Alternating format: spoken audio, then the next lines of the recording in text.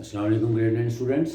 आज हमारा unit number 6 यानी एक्सरसाइज 6.2 का फर्स्ट लेक्चर है। क्योंकि ये एक्सरसाइज काफ़ी लंबी होती हैं। जैसे आपने देखा कि 6.1 को मैंने 2-3 लेक्चर्स में और उसके बाद उसकी वर्ड प्रॉब्लम्स को भी 1 या 2 लेक्चर्स में एक्सप्लेन किया था। सिमिलरली ये एक्सरसाइज भी काफ़ी लंबी एक्सरसाइज है, तो उसको भी इंशाल्लाह 2 या 3 पार्ट्स में कंप्लीट करवाऊँगा। आज जो पहला लेक्चर है मेरा, उसमें मैंने question number 1, question number 3 and question number 6 select किए हैं।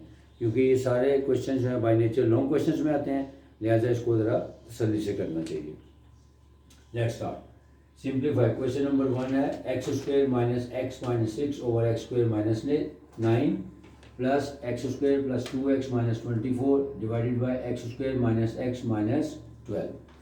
अब इस तरह के क्वेश्चन जो है मैंने एक्सरसाइज 4.1 में भी करवाए थे कि when there are rational numbers given with the sign of plus और माइनस, यानी जब रैशनल नंबर्स के दरमियान प्लस या माइनस का साइन हो तो उनको हमें एलसीएम की मदद से सिंप्लीफाई करना होता है। यहाँ पे भी वही करेंगे।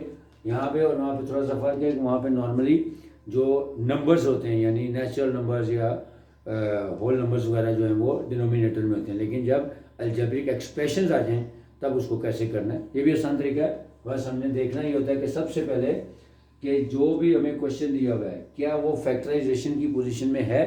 अगर वो फैक्टराइजेशन की पोजीशन में नहीं है तो पहले हम उसकी फैक्टराइजेशन करेंगे। अब फैक्टराइजेशन करने का वही तरीका है जो आपने चैप्टर नंबर 5 में और चैप्टर नंबर 4 में सीखा था, यानी या तो हम फार्मूले की मदद से फैक्टराइज करेंगे या मिड टर्म ब्रेक की मदद से फैक्टराइज करेंगे। जब फैक्टराइजेशन हो जाएगी फिर हम उसका एलसीएम लेके उसको सिंप्लीफाई करेंगे। कैसे?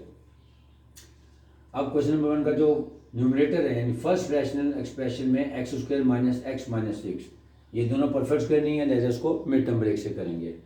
डिवाइडेड बाय x² माइनस 9, ये दोनों परफेक्ट स्क्वायर हैं और बीच में माइनस का साइन है, लिहाजा a² माइनस b², यानी एक दफ़ा प्लस के साथ और एक दफ़ा माइनस के साथ इसको हम स्क्वीज कर लेंगे। Similarly x² plus 2x minus 24, क्योंकि 24 एक परफेक्ट स्क्वायर नहीं है, लिहाजा इसको भी हम मिड टर्म ब्रेक से फैक्टराइज करेंगे। And x² minus x minus 12, इसको भी हम मिड टर्म ब्रेक के साथ ही फैक्टराइज करेंगे। Let's start. x² minus x minus 6, यानी माइनस 6 मल्टीप्लाई बाय 1 के दो ऐसे फैक्टर्स जिसका सम और डिफरेंस -1 हो और प्रोडक्ट -6 हो, वो बनेंगे -3 और +2। लिखेंगे x² minus 3x plus 2x minus 6 divided by x² minus 9, क्योंकि 9 जो है वो 3 का परफेक्ट स्क्वायर है। यानी इसका मतलब है कि जब मैंने आपको पहले भी बताया था कि जब कोई फार्मूलाज किसी लॉन्ग क्वेश्चन के अंदर हैं तो तब हमने यूजिंग फार्मूला की स्टेटमेंट लिखने की जरूरत नहीं होती, हम उसको डायरेक्टली फैक्टराइज कर सकते हैं। जैसे इसको लिखेंगे एक दफ़ा प्लस के साथ और एक दफ़ा माइनस के साथ, यानी x plus 3 into x minus 3। वजह क्या है? क्योंकि 3 का ये होल स्क्वायर है तो x² माइनस 3 होल स्क्वायर बन जाएगा, लिहाजा उसको एक्सपेंड कर देंगे x plus 3 into x minus 3 में। प्लस अब 1 मल्टीप्लाई बाय माइनस 24, दो ऐसे फैक्टर्स जिनका सम या डिफरेंस जो है वो +2 होगा, +6 और -4, क्योंकि +6 और -4 का जब हम डिफरेंस लेंगे तो वो +2 बन जाएगा और जब उन दोनों का प्रोडक्ट लेंगे तो वो -24 बन जाएगा। जैसे इसके फैक्टर्स बन जाएंगे x² plus 6x minus 4x minus 24। Similarly इसके डिनोमिनेटर यानी -12 मल्टीप्लाइड बाय 1, ऐसे दो फैक्टर्स जिसका सम और डिफरेंस -1 हो और प्रोडक्ट -12 हो, वो होगा -4 और +3। लिखेंगे x² minus 4x plus 3x minus 12। अब वही तरीका का जो फैक्टराइजेशन का है कि कॉमन लेंगे। फर्स्ट पेयर में से x कॉमन किया, x माइनस 3 आ गया, प्लस सेकंड पेयर में से 2 को कॉमन किया, +2 कॉमन कर लिया तो अंदर रह जाएगा x माइनस 3। डिनोमिनेटर पहली फैक्टराइज पोजीशन में आ गया। इसी तरह यहाँ से फर्स्ट पेयर में से 6x कॉमन करेंगे तो अंदर आ जाएगा x प्लस 6 और सेकंड पेयर में से -4 को कॉमन किया, अंदर आ गया x प्लस 6, क्योंकि -4 है लिहाजा अंदर वाले साइन चेंज हो जाएंगे। सिमिलरली डिनोमिनेटर में फर्स्ट पेयर में से x कॉमन किया, अंदर आ गया x minus 4 plus second pair में से 3 कॉमन किया, अंदर आ गया x माइनस 4। अब ये भी आपको पता है कि ये सेम टर्म आती है, लिहाजा उसको एक दफ़ा लिखेंगे तो ये स्क्वीज होने के बाद आ जाएगा x minus 3 into x plus 2 divided by x plus 3 into x minus 3। Similarly इधर आ जाएगा x plus 6 into x minus 4 divided by x minus 4 into x plus 3। अब एलसीएम लेने से पहले ही आपने देखना है कि अगर न्यूमरेटर और डिनोमिनेटर में कोई कॉमन फैक्टर है तो उसको वैसे ही कटिंग में निकाल दें। जैसे x माइनस 3 ऊपर भी था नीचे भी था, इसको कटिंग में निकाल के इसकी जगह 1 लिख देंगे। सिमिलरली जो सेकंड फ्रैक्शन है हमारा उसमें से भी x माइनस 4 और x माइनस 4 ऊपर नीचे सेम था, उसको कटिंग में निकाल दिया। अब ये हमारा जो रैशनल एक्सप्रेशंस हैं ये रिड्यूस होने के बाद बन जाएगा x plus 2 over x plus 3 plus x plus 6 over x plus 3। अब आपको पता है कि जब डिनोमिनेटर सेम हो तो उसका एलसीएम लेने की ज़रूरत नहीं होती, सिर्फ उसको एक दफ़ा लिखा जाएगा। x प्लस 3 इसका एलसीएम आ गया, या उसको एक दफ़ा लिख लेंगे, क्योंकि जब डिनोमिनेटर सेम हो तो हम एलसीएम नहीं लेते, जो भी डिनोमिनेटर है उसको एक दफ़ा सेंटर में लिख लेते हैं। अब ऊपर से आ जाएगा x plus 2 plus x plus 6। अब जो लाइक टर्म्स हैं यानी गधे घोड़े लहदा कर लें, x प्लस x किया तो आ गया 2x और 2 प्लस 6 किया तो आ गया प्लस 8 ओवर x प्लस 3। अब इसके न्यूमरेटर में से 2 को कॉमन कर लें, अंदर आ जाएगा 2 into x plus 4 over x plus 3 which is the simplest form या लोएस्ट फॉर्म या स्टैंडर्ड फॉर्म। अब question number 6, if capital A is equal to a plus 1 over a minus 1 then find the value of a minus 1 over a। अब यहाँ पे क्या है कि आपको कैपिटल A की वैल्यू गिवन है और जो उसकी वैल्यू है वो स्मॉल लेटर्स में दी हुई है, लेकिन इससे आपने कंफ्यूज नहीं होना, ऐसे ही समझना है ये कैपिटल A है और ये x प्लस 1 और ये x माइनस 1 है जैसे करते हैं। तो इसको जस्ट हमने देखना है कि वैल्यू किसकी फाइंड करनी है, वो है a माइनस 1 ओवर a। तो 1 ओवर a क्या है, a का रेसिप्रोकल है, यानी x का रेसिप्रोकल 1 ओवर x होता है, p का रेसिप्रोकल 1 ओवर p, इसका मतलब a का रेसिप्रोकल 1 ओवर a। तो उसको वैसे ही करेंगे, पहले जो गिवन वैल्यू है a की उसका रेसिप्रोकल लेके 1 ओवर a की वैल्यू निकाल लेंगे, फिर a माइनस 1 ओवर a यानी उन दोनों का डिफरेंस ले लेंगे, और क्योंकि दोनों फ्रैक्शंस में होंगे तो उसको हम एलसीएम की मदद से सिंप्लीफाई करेंगे। कैसे स्टार्ट करते हैं कि capital A is equal to small a plus 1 over small a minus 1 then 1 over a, यानी इसका रेसिप्रोकल ले लेंगे। जब मैंने a का रेसिप्रोकल लिया लिहाजा इसकी वैल्यू का भी रेसिप्रोकल ले लेंगे, यानी a हो जाएगा a minus 1 over a plus 1, क्योंकि रेसिप्रोकल का मतलब ये होता है कि डिनोमिनेटर और न्यूमरेटर की जगह एक्सचेंज कर देते हैं।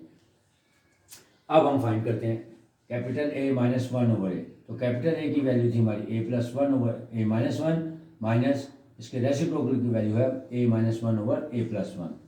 अब क्योंकि दोनों रैशनल फ्रैक्शंस हैं और बीच में माइनस का साइन है लिहाजा एलसीएम लेंगे, और एलसीएम कैसे लेते हैं, जो भी डिनोमिनेटर में वैल्यूज हैं उनका प्रोडक्ट ले लेते हैं, यानी a minus 1 into a plus 1।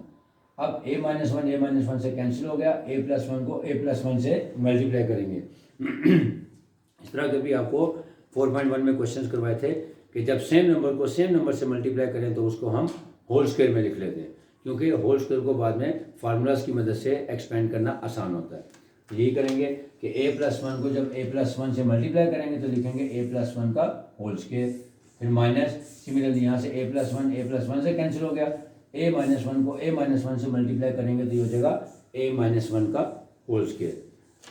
तो ये फार्मूला हमारे पास बन जाएगा a plus 1 whole square minus a minus 1 whole square over a minus 1 into a plus 1। अब देखिए ये तीनों फार्मूलाज बन गए, ये ऊपर वाला बन गया a प्लस 1 होल स्क्वायर यानी a plus B whole square minus a minus 1 का होल स्क्वायर यानी a माइनस बी का होल स्क्वायर, और नीचे a plus 1 into a minus 1 एक दफ़ा प्लस के साथ है और एक दफ़ा माइनस के साथ है, इसको स्क्वीज करेंगे तो बन जाएगा a square minus B square का फार्मूला। अब यहाँ पे एक ये तरीका है कि हम इसको भी एक्सपेंड कर लें, इसको भी एक्सपेंड कर लें और इसको स्क्वीज कर लें और उसके बाद फिर सिंप्लीफिकेशन कर लें। लेकिन जब इस तरह का 4.1 में भी क्वेश्चन आया था तब मैंने आपको बताया था कि आपने जो 4.1 में फार्मूलाज पढ़े हैं a plus B whole square minus a minus B whole square is equal to 4ab, यानी जब दो परफेक्ट स्क्वायर के दरमियान डिफरेंस आ जाए तो वो इज इक्वल टू 4ab होता है। इसी तरह दो परफेक्ट स्क्वायर्स हों a plus B whole square plus a minus B whole square, यानी अगर दो परफेक्ट स्क्वायर के दरमियान पॉजिटिव यानी प्लस का साइन आ जाए तो वो इक्वल होता है 2 times a square plus B square. तो वही फार्मूले की मदद से हम इसको आराम से स्क्वीज कर लेते हैं। लेकिन क्योंकि जब आपने फार्मूला लगाना है तो आपने एग्जामिनर को बताना है, यहाँ पे साइड पे लिखे since a plus B whole square minus a minus B whole square is equal to 4ab, लिहाजा मैं इसको डायरेक्ट उसी फार्मूले की मदद से स्क्वीज कर रहा हूँ। अब a की जगह आ रहा है यहाँ पे a और b की जगह आ रहा है 1, तो हमने डायरेक्ट वैल्यू पुट करनी है 4ab, यानी 4a की जगह आ गया a और b की जगह आ गया 1। देखें तो इसका मतलब है हमने 2-3 स्टेप्स इसमें से अपने बचा लिए कि हम पहले स्क्वायर्स को एक्सपेंड करते, फिर लाइक टर्म्स को इकट्ठा करते, फिर उसके बाद उसकी रिडक्शन करते, तो हम डायरेक्ट फार्मूले की मदद से इसको सिंप्लीफाई कर सकते हैं। अब इसको सिंप्लीफाई कर दें, 4 times 1 is equal to 4a, फिर ए माइनस वन इंटू ए प्लस वन जो है ये इसको स्क्वीज करके ए स्क्वायर माइनस वन करते हैं, क्योंकि दोनों परफेक्ट स्क्वायर दोनों का प्रोडक्ट जो है वो A square minus B square के इक्वल आता है। तो लिहाजा हम लिखेंगे 4a over A square minus one. Next question number 3। Question number 3 is equal to 1 over X square minus 8x plus 15 plus 1 over X square minus 4x plus 3 minus 2 over X square minus 6x plus 5। अब इसके जो तीनों denominators हैं इनमें कोई भी perfect squares नहीं है, लिहाजा तीनों को मिड टर्म ब्रेक से पहले एक्सपेंड करते हैं। अब 15 मल्टीप्लाइड बाय 1, 15 के दो ऐसे फैक्टर हैं जिसका सम या डिफरेंस -8 हो और प्रोडक्ट प्लस 15 हो, है -3 और -5। इसी तरह 3 मल्टीप्लाइड बाय 1, 3 के दो ऐसे फैक्टर जिसका सम या डिफरेंस -4 हो और प्रोडक्ट +1 हो, वो होंगे -3 और -1।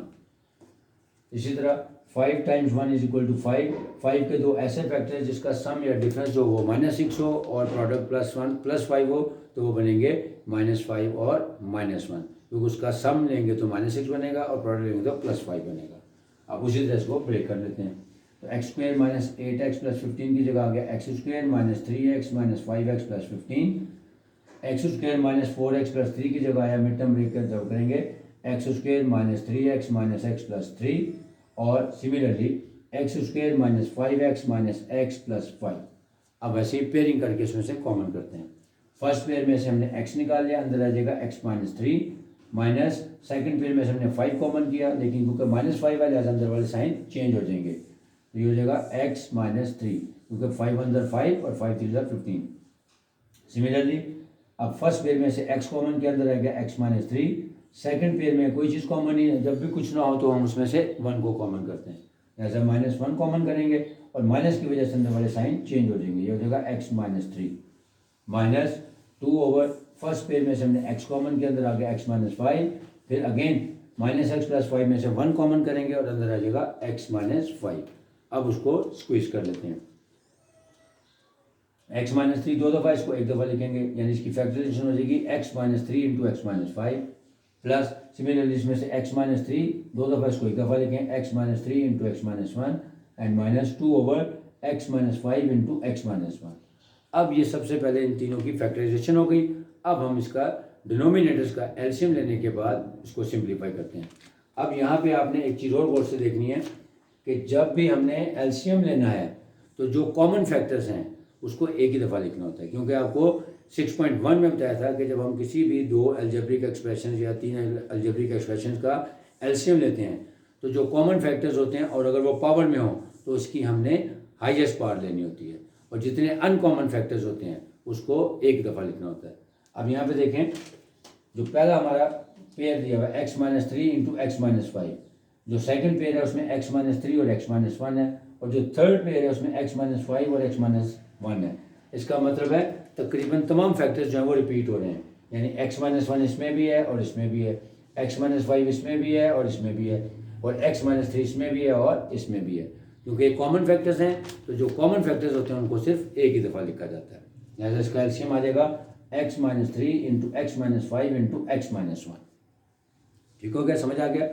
अब हमने जब इसको क्वेश्चन से डिवाइड करना है तब क्या करना है। अब देखें x माइनस 3 और x माइनस 5 ये दोनों इसमें मौजूद है, x माइनस 3 और x माइनस 5, तो इसका मतलब x माइनस 3 और x माइनस 5 कैंसिल हो जाएंगे। जब हम इसको मल्टीप्लाई करेंगे डिवाइड करेंगे तो कैंसिल हो जाएंगे, x माइनस 1 बच जाएगा, तो x माइनस 1 को 1 से मल्टीप्लाई करेंगे, यानी लिखेंगे 1 into x minus 1 plus similarly second वाले में से x माइनस 3 और x माइनस 1 आपस में कैंसिल हो जाएंगे और x माइनस 5 बच जाएगा, तो लिखेंगे 1 इंटू एक्स माइनस 5, और थर्ड वाले में से -2 इंटू अब x माइनस 5 और x माइनस 1 को छोड़ के जो x माइनस 3 उसको इससे मल्टीप्लाई कर देंगे। अब इसको एक्सपेंड कर लें, 1 times x is equal to X और माइनस प्लस माइनस 1 1 ज़ा 1, similarly 1 times x is equal to X plus minus minus 5 1 ज़ा 5, फिर इसी तरह ये आ जाएगा -2x और माइनस माइनस प्लस 2 3 ज़ा 6। अब जो लाइक टर्म्स हमको इकट्ठा कर लें, यानी गले गोले अलग कर लें।